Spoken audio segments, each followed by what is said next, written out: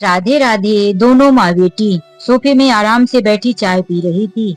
तभी कपड़ों से भरा बैग गिरा। दोनों ही डरकर दरवाजे की ओर देखती हैं तो सामने दीपिका का पति रोहन गुस्से में बड़ी बड़ी आंखें लाल करते हुए दीपिका को घूर रहा था।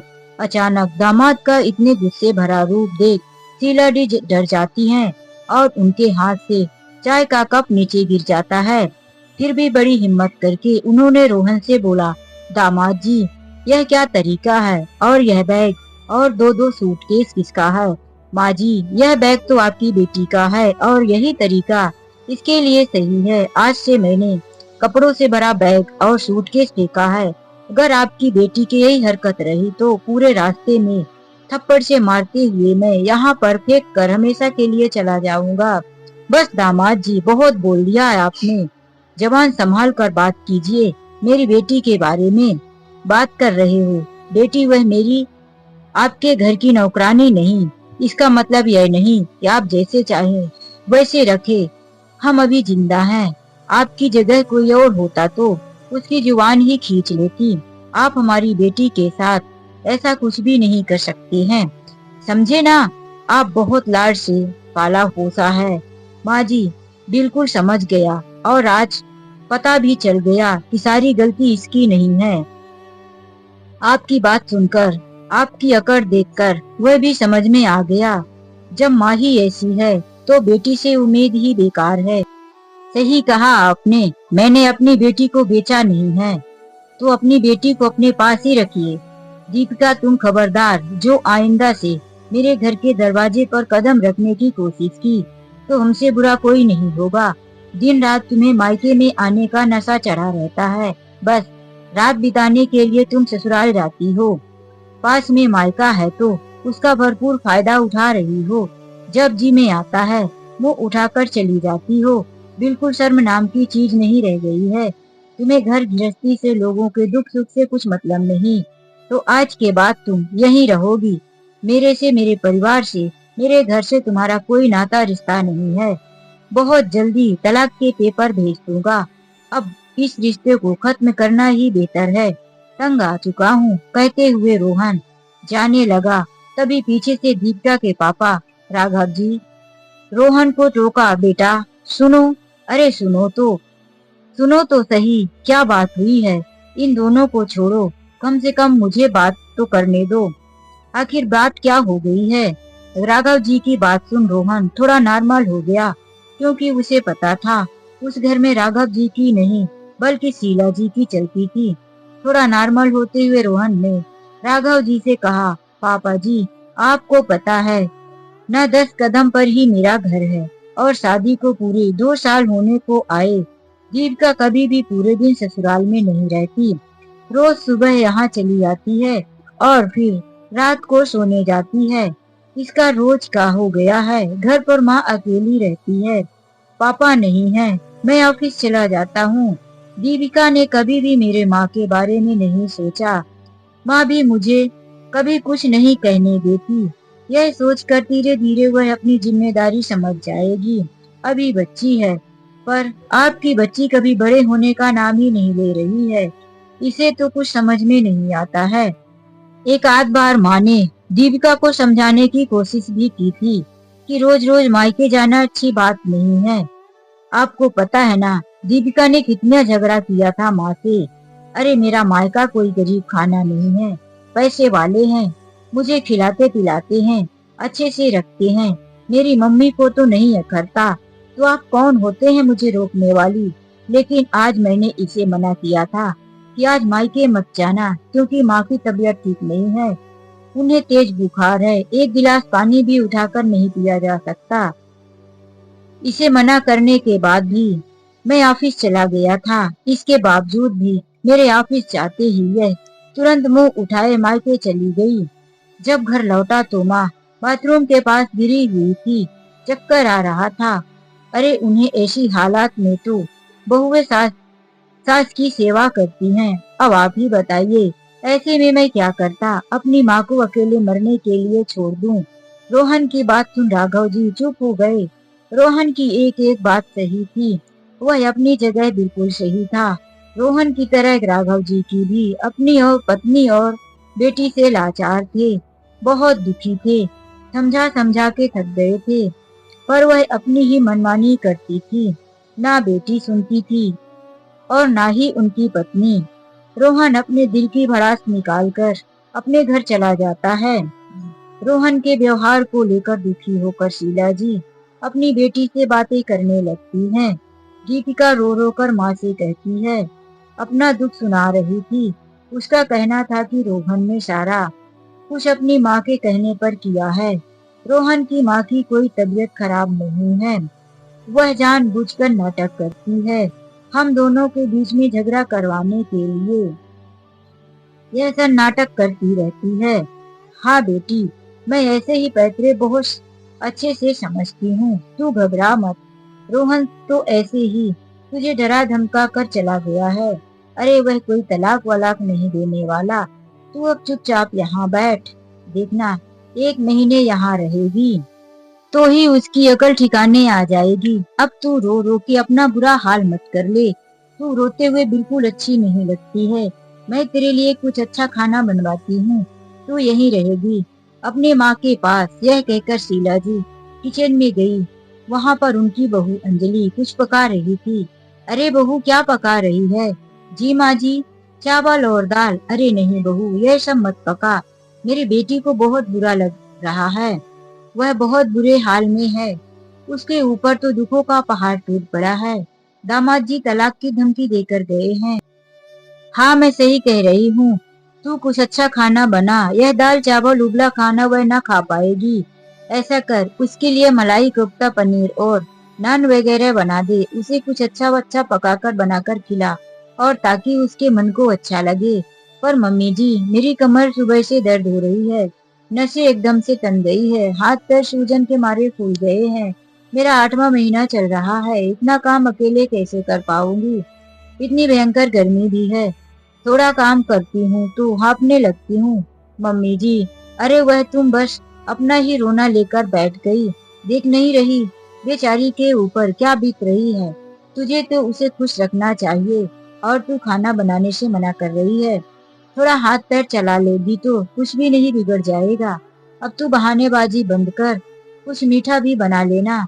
जब से प्रेग्नेंट हुई है बस नाटक करती जा रही है। मम्मी जी, दीदी तो हर रोज यहाँ आती हैं, उनके लिए मैं हमेशा कुछ न कुछ बनाती हूँ, पर आज मेरी तबीयत सही नहीं है, इसीलिए आज मैं दाल चावल बना रही हूँ। बड़ी मुश्किल से यह भी बना पाई हूँ। आपको मेरी तकलीफ नहीं दिखाई देती, मेरी तबीयत सही नहीं है। अब तू भी तबीयत का रोना लेकर बैठ गई। उधर दामाद जी अपनी माँ की तबीयत का रोना लेकर बैठे हैं, इधर तू भी बैठी है। सबकी तबीयत ही खराब है।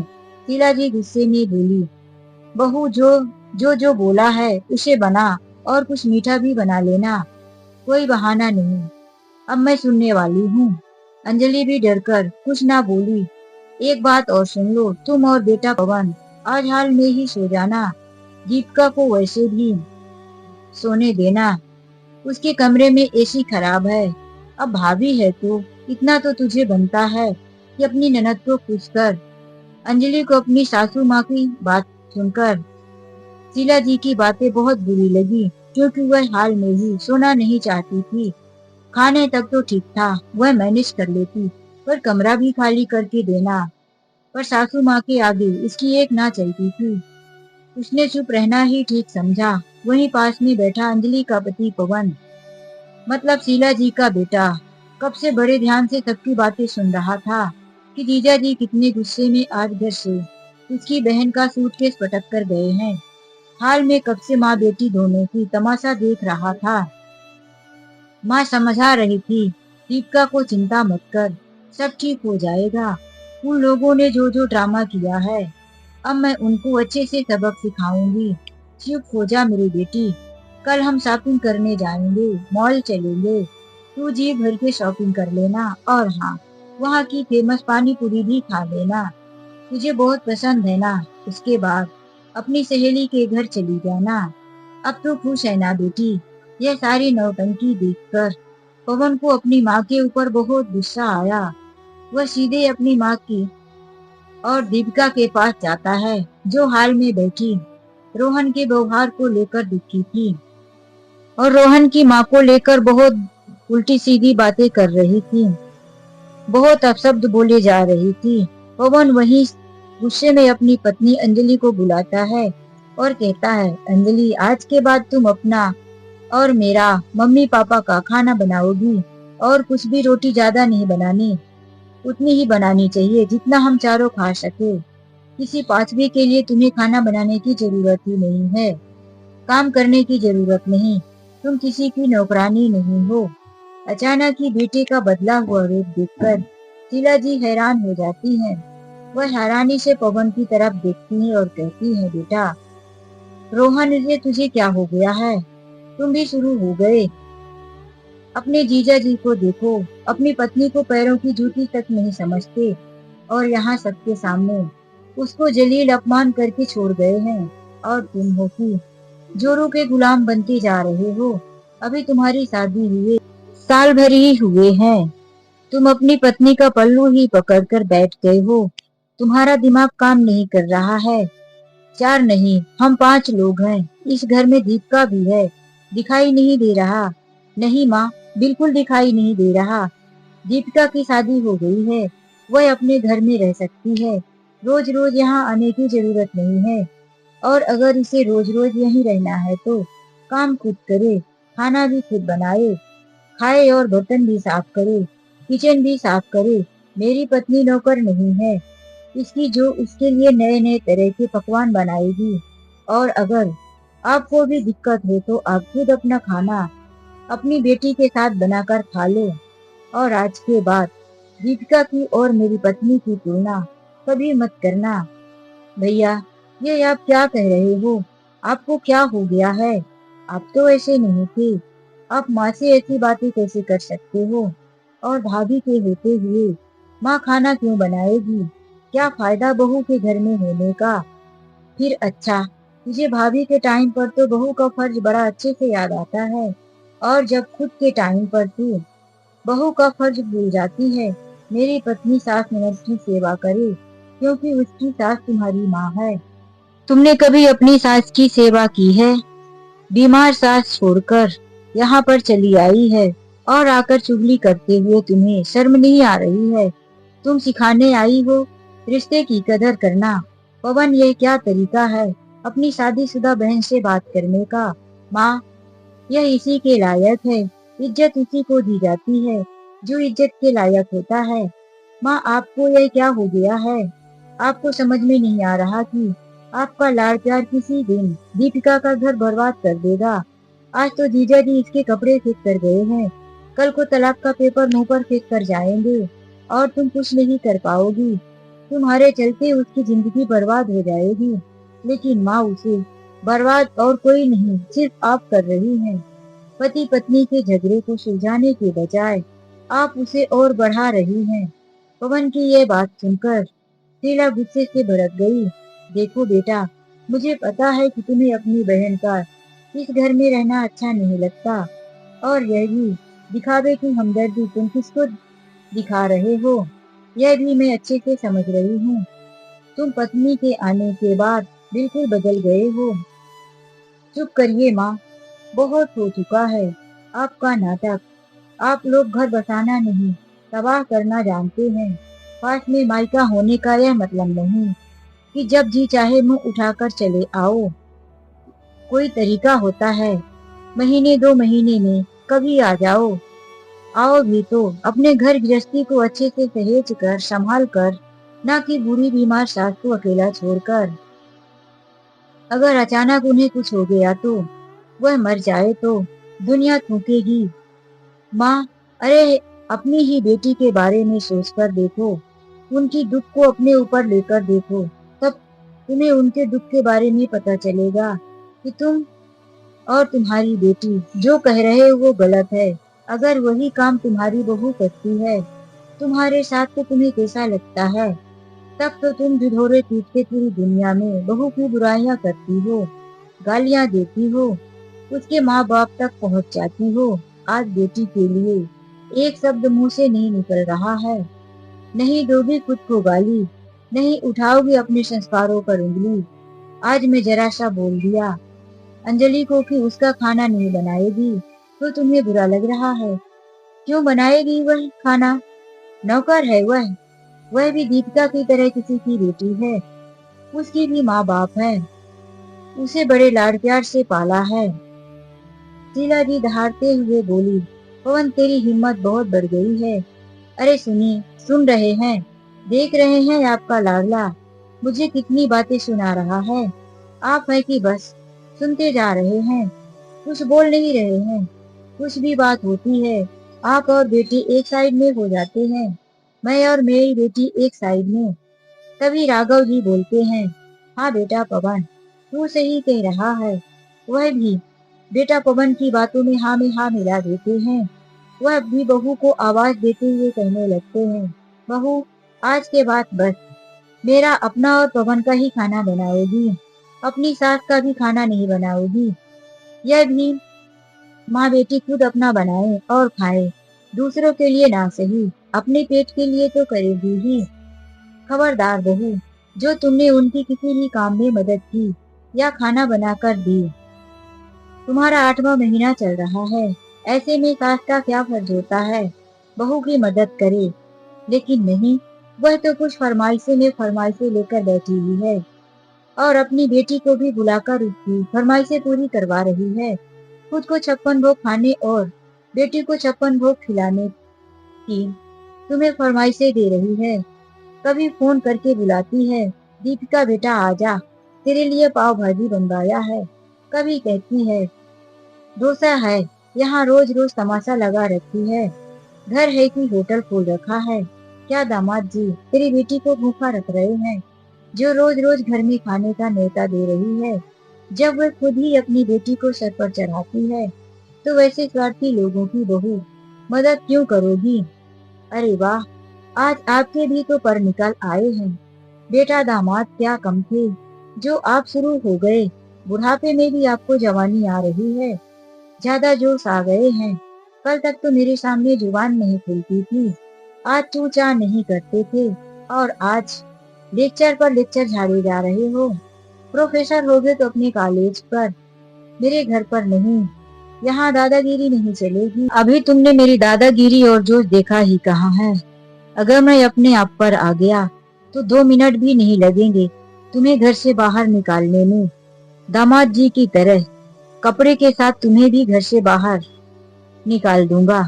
अभी मैं सही सलामत हूँ, इस घर का मालिक हूँ और खुद का ख्याल भी रख सकता हूँ। इसीलिए मुझे भी तुम्हारी कोई जरूरत नहीं है, जैसे तुम्हारे दामाद को जरूरत नहीं रह गई है तुम्हारी बेटी की, वैसे ही मुझे भी जरूरत नहीं है। और यह घर भी मेरा है। 2 मिनट के अंदर ही माँ बेटी को घर से बाहर निकाल दूंगा। इसीलिए जवान पर लगाम दो और अपने खाने पीने की व्यवस्था खुद कर लो। तभी तभी राघव जी साइड होकर किसी को फोन करते हैं, तो शीला जी कहती हैं, किसको फोन लगा रहे हैं? करीब आधे घंटे बाद डोरबेल बजती है, तो दरवाजे पर शीला जी के बड़े भैया गौतम जी आए थे। जैसे ही शीला जी ने दरवाजा खोला, वह चौंक गई। भैया आप इस समय? सब खैरियत तो है? माँ की तबीयत ठीक है ना? हाँ शीला दीदी, जीजा जी ने फोन करके बुलाया तो मैं तुरंत घबराता हुआ चला आया। क्या बात हो गई है? राघव जी दरवाजे के पास, आइए आइए साले साहब, मैं आपका इंतजार कर रहा था। प्रणाम जीजा जी, कैसे याद किया, क्या बात हो गई है जो इतनी रात को हमें? माफ कीजिएगा साले साहब, इतनी रात को आपको कष्ट दिया, पर अब और बर्दाश्त नहीं होता। लो अपनी बहन का सूटकेस बैग, और हमेशा के लिए अपनी बहन को ले जा सकते हैं। क्या बात हो गई जीजा जी, कोई गलती हो गई क्या? शीला जी बड़ी बड़ी आंखें चौड़ी करके घूरते हुए बोलती हैं, क्या कह रहे हैं राघव जी? बुढ़ापे में आपका दिमाग सटिया गया है। घर में जवान बेटा और बहू हैं, और आप अपनी पत्नी को घर से निकाल रहे हैं। इस उम्र में आपका दिमाग तो सही है ना? राघव जी गुस्से में दहाड़ते हुए बोले, आज मेरे बेटे पवन ने मेरी आंखों में पट्टी बंधी हुई खोल दी है। अब मेरा दिमाग सही हुआ है। चुप रहकर बहुत सर पर चढ़ा दिया था मैंने तुझको। पर अब और नहीं। अभी तक तुम अपनी मनमानी करती आई हो, पर अब तुम्हारी नहीं चलेगी। तुम माँ बेटी यहाँ से जा सकती हो। कोई जरूरत नहीं है मेरे घर में रहने की। इसीलिए मैंने तुम्हारे भाई को बुला दिया है। अब तुम जाओ अपने मायके। आज जिंदगी में पहली बार राघव जी ने गुस्से में शीला जी से बात की थी। एक तरफ बेटा आग का गोला बना पड़ा था और दूसरी ओर पति अंगारे उगल रहा था। दोनों पर तो शीला जी का नाश था। वह दोनों उनके बस में थे तो उनकी ही घर में चलती थी। वह जो कहती थी वही होता था। लेकिन आज यही दोनों उनके ही खिलाफ हो गए थे, जिसके चलते शीला जी की औकात अब दो कौड़ी की होकर रह गई थी। जब शीला जी के लिए खुद को ही रहने के लिए जगह नहीं थी, वह खुद के लिए खुद कुछ नहीं कर पा रही थी। भला बेटी को कैसे इस घर में रख पाएंगी। घर पर तनाव का माहौल छा गया था। बेटे और पति का गुस्सा देखकर उनके मुंह ना लगे। बेटी को समझा बुझाकर ससुराल भेजने में भी भलाई समझी। तुरंत ही फोन उठाकर रोहन को बोला, बेटा रोहन, उनसे माफी मांगी और उन्हें आश्वासन दिया कि आज के बाद दीपिका बस महीने में एक दिन के लिए इनसे मिलने आया करेगी। फोन रखकर शीला जी ने तुरंत ही कहा, बेटा देख, सब गुस्सा तो तुम देखकर समझ ही सकती हो। ना ही मैं तुम्हारे भाई और पापा को, यह तीनों ही हम दोनों के खिलाफ हो गए हैं। जैसे दामाद जी ने तुम्हें घर से निकाल दिया, अगर तुम्हारे पापा ने और भैया ने मुझे सच में निकाल दिया तो फिर मैं बताओ मैं कहाँ जाऊंगी। तुम्हें भी अपने साथ लेकर। पापा का गुस्सा देखकर तो मुझे नहीं लगता कि वह मुझे अब इस घर में रहने देंगे। इसीलिए तू अपने घर में चली जा और मुझे अपने घर में शांति से रहने दे। मैं अपने पति से माफी मांग लेती हूँ, तू अपने पति से माफी मांग लेना। सही सही हो जाएगा। देख, मेरा भाई तो पहले ही इस घर में आ गया है। मेरी बदनामी मेरे मायके तक पहुंच जाएगी तो मैं कहीं मुंह दिखाने के लायक नहीं रहूंगी। इसीलिए तू समझ बेटी, अब ज्यादा बात मत बढ़ा। बेटा, अभी तो भाई को यहाँ बुलवाया है। बेटा, भलाई इसी में है कि तुम अपनी गृहस्थी पर ध्यान दो। फोन पर तो बातें करते रहते हैं। मैंने दामाद जी को साफ साफ बोल दिया है कि तुम महीने में एक दो बार कभी आओगी तो हम मुलाकात कर लेंगे। बस एक दिन ही हम मिलेंगे। रोज रोज आने से दोनों का ही घर बर्बाद हो रहे हैं। इस बुढ़ापे में दर दर की ठोकरें नहीं खाना चाहती। खुद का बनाना खुद का खाना हमसे नहीं होगा। और आज तुमने बहुत बड़ी गलती की। अपनी बीमार सास को छोड़कर तुम्हें यहाँ नहीं आना चाहिए था। बुलाया तो क्या हुआ, तुम मुझे मना भी कर सकती थी। माँ का बदला हुआ रूप रंग और देखकर तो दीपिका आश्चर्य में अपने हाथों को गाल पर रखकर सोचने लगी, क्या उसने सच में गलती की है। क्या उसे बीमार सास को छोड़कर नहीं आना चाहिए था। उसे लगा माँ तो सच में सही कह रही है। भैया भी अपनी जगह सही है और पिताजी भी ने आज जो कदम उठाया सब ठीक ही है। मैं ही गलत थी।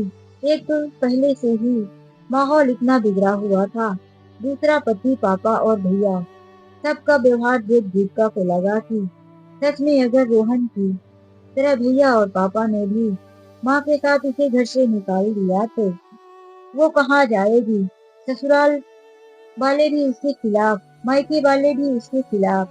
अब तो कोई रास्ता भी नहीं बचा था।